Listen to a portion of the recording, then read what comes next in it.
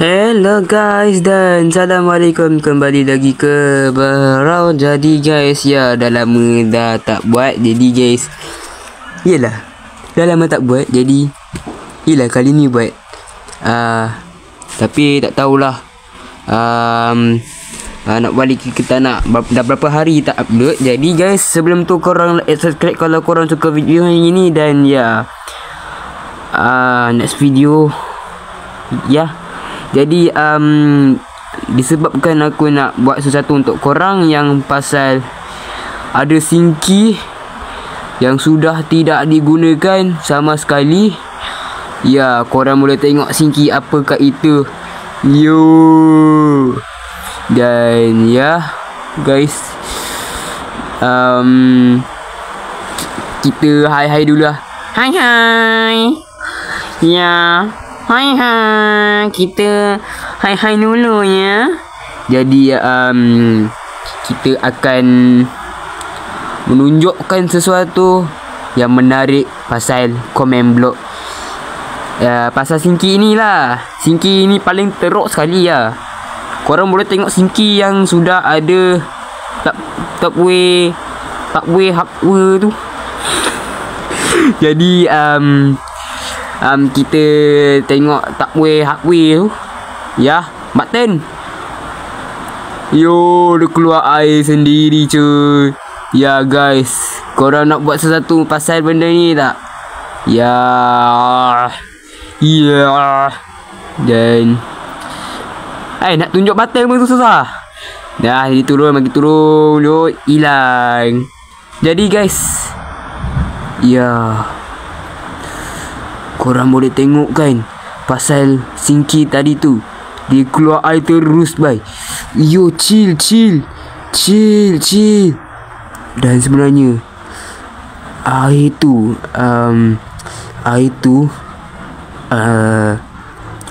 dikeluarkan air sendiri.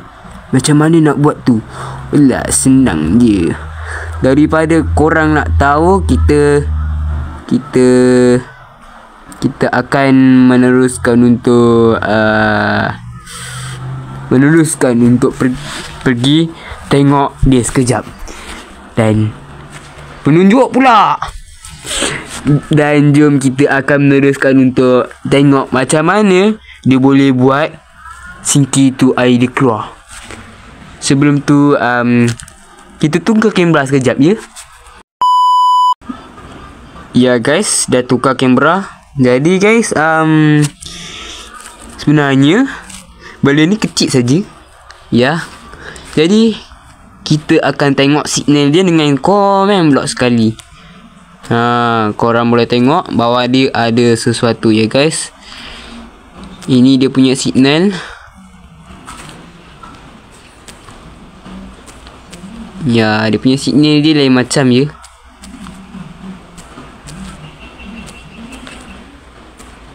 Ya, korang boleh tengok signal dia. Tengoklah redstone sekali. Jadi kalau korang tak nampak, kita ambil ni je lah. Kita hancurkan ni. Jadi bila tekan button, ya, korang boleh tengok dia boleh jadi macam tu ya guys. Korang boleh tengok yang ni lagi ni signal dia lain macam. Ya, air dia keluar. Bila kita tutup, tak. Ya, dia memang macam ni. Bila tutup je macam ni. Ya kan, agak lain ya kan.